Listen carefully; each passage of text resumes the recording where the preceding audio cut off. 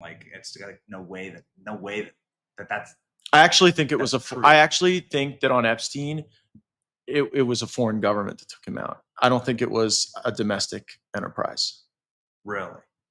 I do. I'm not going to say which one, but I don't think it was domestic inspired to take out of him.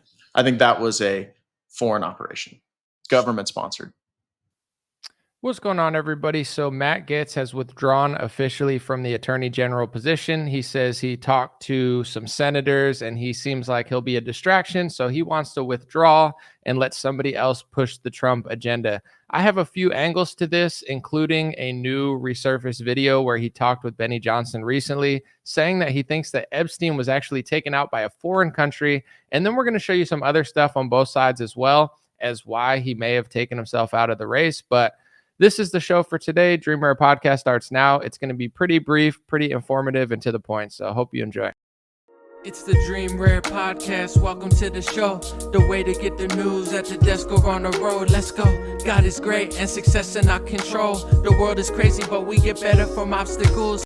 What's going on, folks? So Matt Gaetz has said that he is not going to be the attorney general. Trump seemed like he had his back, but Matt Gaetz says, I'm pulling back and I'm not going to be a part of this distraction, and Trump could pick somebody else. To me, it seems like it could be a massive win for people like John Bolton and the media smear merchants, etc. And I want to get into a lot of angles of this, but first I want to show you this really interesting resurfaced conversation he had with Benny Johnson, where he says something that I haven't heard a lot of Republicans or really anybody say, which is, I don't think Epstein was taken out by America. He thinks that Epstein was taken out by a foreign country. Listen to this. Why is the world's foremost pederast protected? This makes no sense. Like this is like evil, right? Like everyone agrees on it. It's like you got a 99% on Epstein. Bill Barr is the one that needs to be called in to give sworn testimony on what happened there at Bureau of Prisons, because that is not that. There's just no way that the story you're getting is the real story there. No freaking way. And Bill Barr knows it. I think most people believe that, right? Like it's like no way that that's. I actually think it was true. I actually think that on Epstein, it was a foreign government that took him out. I don't think it was a domestic enterprise. Really? I do. I'm not going to say which one, but I don't think it was domestic inspired to take out of him. I think that was a foreign operation, government sponsored. Which foreign government would want to take out Jeffrey Epstein? I wonder which foreign government would do that, or which foreign government he potentially worked for. I think anybody with half a brain has an idea, but in general, that's a pretty bombshell opinion from a pretty high-ranking Republican. With that being said, he said that Bill Barr knows what happened, and he's not saying. If you look up Barr Epstein, you'll find two things, which is very odd. The first one would probably be the Epstein-Barr virus, which is some sort of virus. And also, you'd find out that Bill Barr's dad, I believe, had some sort of connection with Jeffrey Epstein. So it's just fascinating that Donald Trump just so happened to appoint an attorney general who just so happened to have a father who just so happened to be, have a personal connection with Jeffrey Epstein. And then Jeffrey Epstein just so happened to disappear under the watch of the just so happening, cameras that didn't work and the guards that were asleep. And most people think that Jeffrey Epstein was murdered by US people. I would say that's like a mainstream conspiracy theory, is like, people in America took him out. I've heard less people say this. Some people think that Jeffrey Epstein's still alive and he escaped or something. And this I've not really heard anybody of prominence say, which is that he thinks a foreign country took out Jeffrey Epstein and then Bill Barr's essentially covering it up. Which foreign country could that be? So foreign operation took out Epstein inside of our prison? Yes. So they must have been allowed to. Oh, I think it was in concert with people in our government. Wow. But not at like some, low-level guard getting bribed kind of way. Yeah. At a state to state level. So that's probably a lot of partied interests in keeping that under wraps. You better believe it. Weapon systems at play, global deals at play. Interesting. You have evidence to back that up? I just am positing it as a theory. Wow. Okay. What about UFOs? Well, we're learning more. All right, sorry, bro. I don't care what you think about UFOs. So he thinks that there were deals made to get rid of Epstein. I think everybody knows what country that could be, but of course you can't say it because it's also the one that is hate speech in this country. Because to prove a country doesn't have leverage over America, they constantly get hate speech laws that stop you from criticizing a foreign country and making it more difficult to do that than it is to actually criticize your own country. Isn't that weird? You can talk about your own country in your own country, but you can't talk about another country without politicians in both parties passing hate speech laws under the guise of a word that I've said a bunch of times. Speaking of that word, let me just play this Instagram real quick, because when Matt Gaetz put his nominee out there, I know there's some sketchy things and people are unsure, etc. But with the evidence that I saw, I was like, there's no way they want this guy in here. John Bolton's mad. The media's mad. They're smearing him viciously. And it seems like he's one of the least controllable picks that Trump picked. A flawed person, obviously, but he was not who the deep state wanted, in my opinion. Let's look. Matt Gaetz to run the Department of Justice. What was your immediate reaction when you heard that? Well, it must be the worst nomination for a cabinet position in American history. Well, that there's one of the worst warmongers in American history, John Bolton. So we must be getting somewhere good. Adam Schiff is upset, Meghan McCain is upset, and the head of the Anti-Defamation League and other Jewish groups are calling Matt Gaetz anti-Semitic. One of the reasons being cited is that he stood by the First Amendment of the US Constitution over a hate speech law that was being passed in America under the guise of anti-Semitism, which Matt realized as a Christian would make part of the Bible and biblical discussion officially defined as anti-Semitic. Something that weirdly so many Christians don't seem to realize because they've been brainwashed for decades by false opposition conservatives and compromised pastors. But anyway, Matt Gaetz, interestingly enough, is one of the very few politicians in the Republican Party who is not taking money from the lobbying group AIPAC, Thomas Massie being another prominent one. So I say good luck to Matt Gaetz, and Republicans especially, Democrats too, but Republicans really need to remember that you too will be smeared as anti-Semitic if you ever side with the First Amendment of the US Constitution over a hate speech law that's already been passed in dozens of parts of our country that carves out special thought crimes and speech crimes for one race, one religion, and one foreign country. God bless you. Have a beautiful day. So it just so happens that Matt Gaetz is one of the only Republicans that sides with Thomas Massie on the First Amendment and thinks that we don't need anti-Semitism hate speech laws in America that obviously blaspheme the First Amendment, make parts of the Bible illegal, and then when you point out that that's what it's doing, they'll just call you an anti-Semite because that's what's happening. I guess it's getting so mainstream that even Joe Rogan realized that. I saw a Joe Rogan podcast and he was like, yeah, it seems like they're just calling people like anti-Semitic all the time when they talk about stuff. It's like, yeah.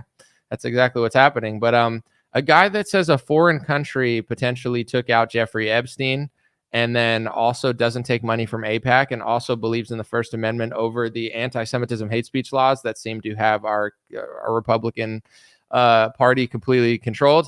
Yeah, I didn't think they were going to let that guy in. I mean, I was hoping that he would, and I was hoping Trump pushed it, but let's look into like some of the allegations and stuff because I know people are curious of that. And I found this article. I'm not going to read the whole thing, but I just want to read part of it. And if you want to look into this, you can. I just found it just really weird off of the headline. I'll show you guys in a second.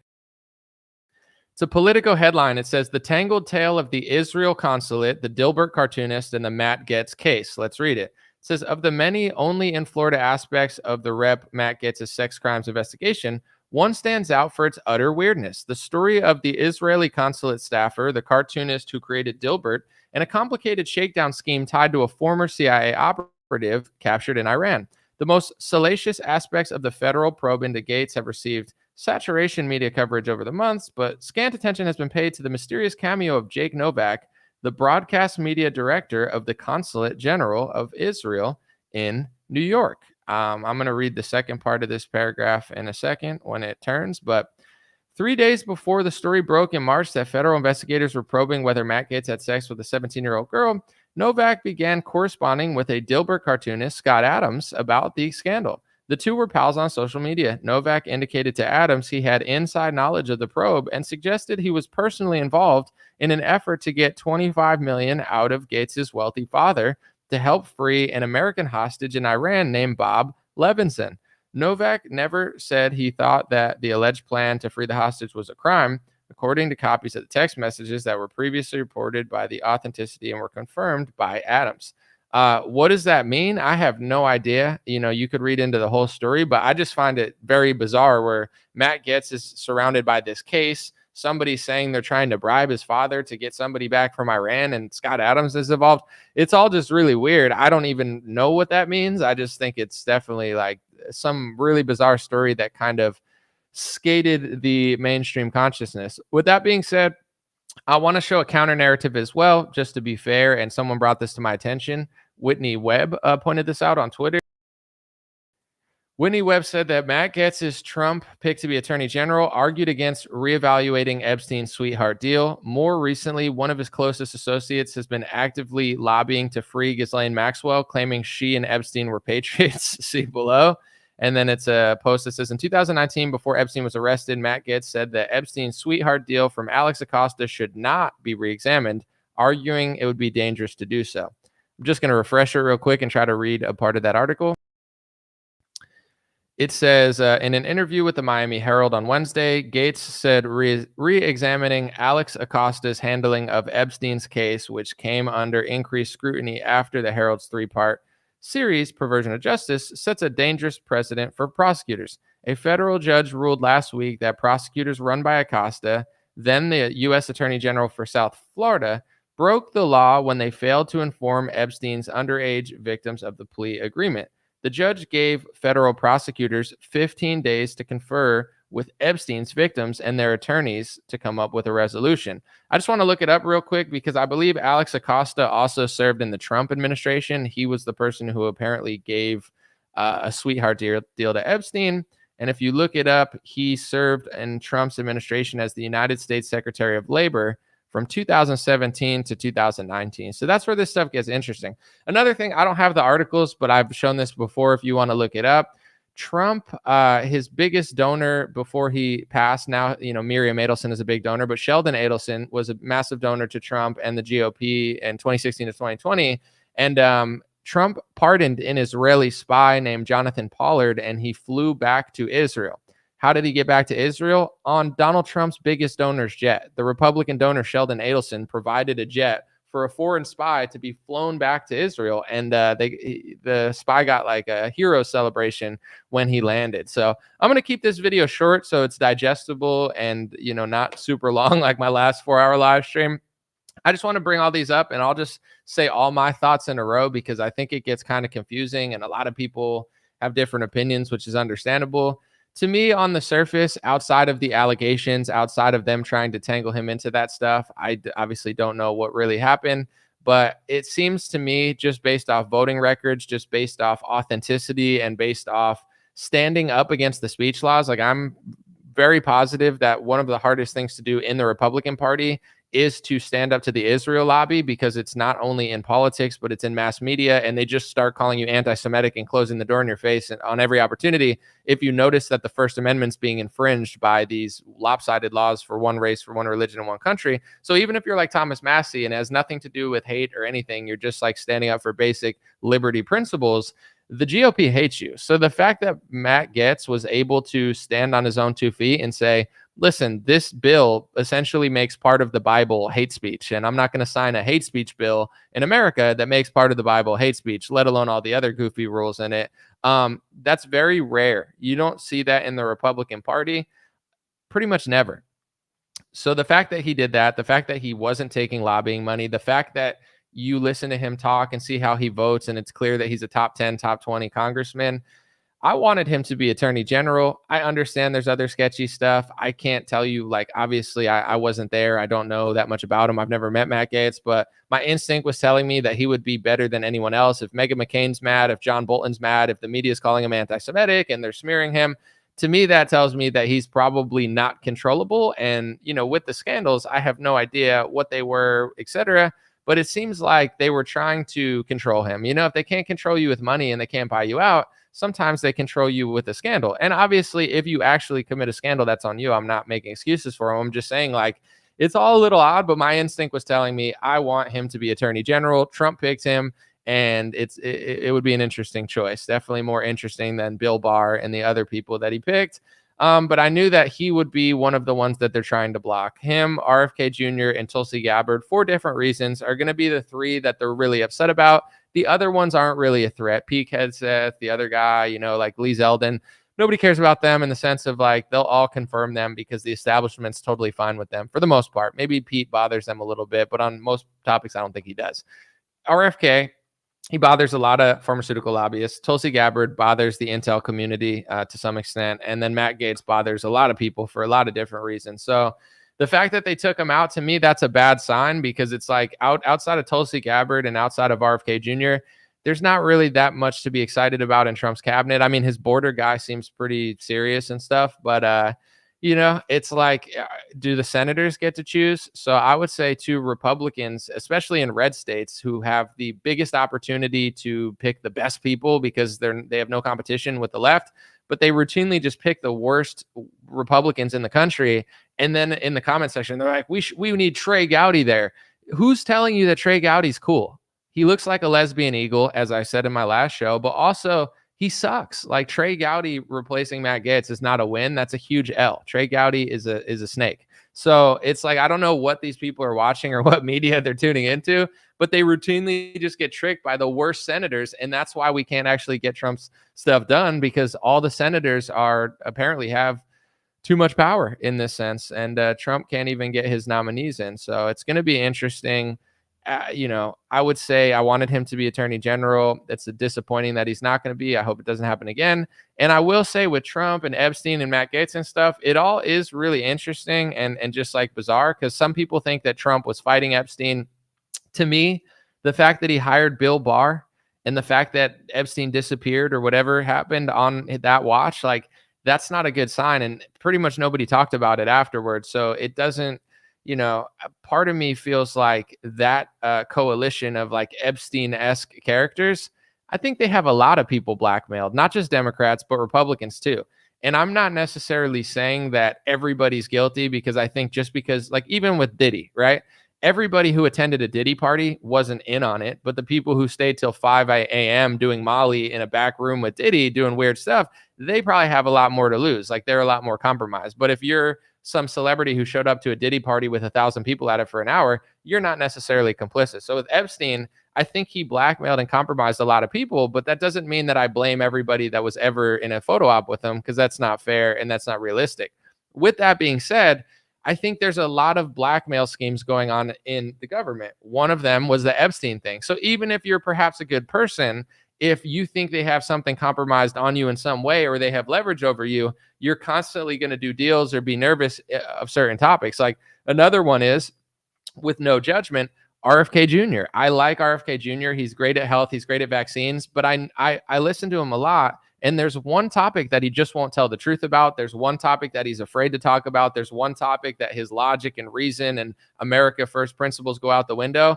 And it just so happens to be the foreign country that seems to have massive leverage over the United States in a multitude of categories, including the speech laws that they've somehow tricked Republicans into passing against the First Amendment of the U.S. Constitution. My issue is not that they support that country. My issue is that they prioritize it over American interests, American values. And I believe that foreign aid, whether it's to Ukraine or Israel, is not just money laundering to some extent, but it's basically just theft. Because if Ukraine wants our weapons, why don't they buy them? If Israel wants our weapons, why don't we sell them to them? The fact that we're giving all this free aid and free money, it's just theft from the American taxpayer. They could buy the weapons if they want to be allies. But when you have leverage over a company, or a country, you don't have to buy stuff, because you could just like blackmail and shame and talk trash to everybody and say everybody's anti-Semitic if they don't want to do it. They've called Thomas Massie anti-Semitic 1,000 times. He doesn't care if it's Kenya, Antarctica, Israel. He has principles as a libertarian, and that's why he votes the way he does. It has nothing to do with hating a certain group of people, yet they've smeared him for the last 20 years as anti-Semitic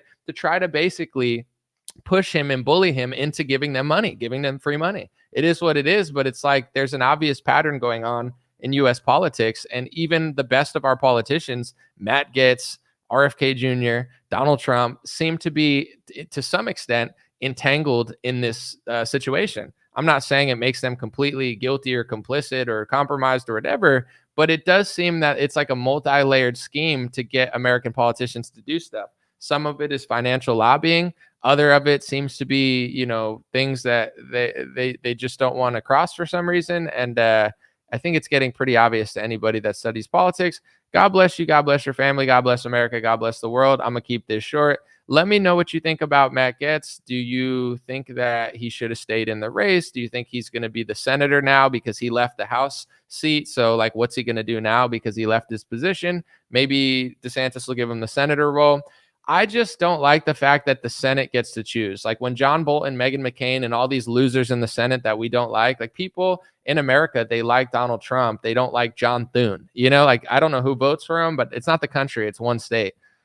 I understand the process of confirming nominations, but it is a very bizarre process. It's like, okay, so now the senators get to choose who is and who isn't. And perhaps maybe Matt Gaetz dropped out because, you know, he didn't want them to further investigate all this stuff. Like maybe he was like, you know what, it's just not worth it for me. I don't feel like this is a distraction, not just for Trump, but also it's like, you know, a path that I don't want to walk down. It could be anything. I don't claim to know, but my instincts tell me that I'm a little bummed out. And now I think the deep state and the John Boltons of the world are going to feel more confident. Now they're going to be like, look, we got rid of Matt Gaetz. Now we go for RFK. Now we go for Tulsi Gabbard. Say what you want about those two. I think they are slight improvements from the norm. And if Trump can't get them in either, then it's like, you know, it's pretty embarrassing. So Republicans, pay attention to your senator, find out who doesn't support the agenda that you support, and consider trying to get, you know, a new guy in there or seeing how you guys can get rid of them, because like you don't even have Democrat competition in like North Dakota, South Dakota, these states you win regardless. So why wouldn't you should have the best Republican in the country, not some of the worst, in my opinion. Appreciate you guys. God bless you. Have a good day. Let me know what you think in the comments. Hey, what's going on, my friends? Just a few ways to stay in touch and support if you'd like to. The first way is dreamrare.com. We have blue beanies, black beanies, pink hats, other colored hats, freedom versus tyranny shirts, stay blessed long sleeve, God is great long sleeve, and lots of more cool items coming soon. Dreamrare.com. Check out the shop to support. Everything's made in the United States. Handpicked by me. Patreon.com/raretalk. For $5 a month, you can help support me, support the show. If you haven't noticed, unlike other channels, I don't work with very many sponsors, sometimes none at all. And part of the way I'm able to do that is with the dreamrare.com shop and patreon.com/raretalk. So thank you guys for keeping this show free, unimpeded, uninterrupted. I'm forever grateful. My free email list is stay in touch with me